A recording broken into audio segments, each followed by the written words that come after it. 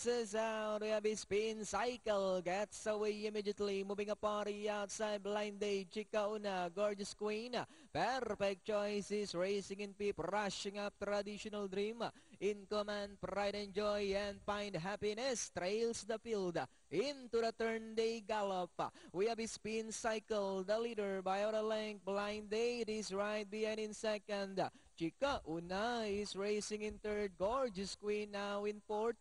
Perfect Choice moving up. Traditional Dream in command. Pride and Joy. And a long way back to Find Happiness. They swing into the back.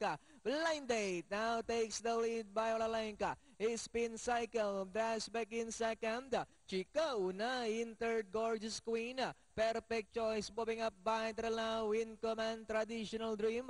Pride and Joy and Find Happiness inside the tres octavo. And it's still entry number 3A. Blind Date by about 4 lengths. Chica Una in second. Gorgeous Queen in command now to take fourth. Perfect Choice. Spin cycle. And it's still Blind Date by about 2 lengths. Chica Una moving up in command in third. And on the outside is Gorgeous Queen. As they come down at the last 200, we have Blind Date. This time by about 2 lengths. In command is lifting down on the inside. Blind Date. In command is Vital. Entering the finish line. It's in command. Blind Date. Perfect Choice. Chica Una. Pride and Joy.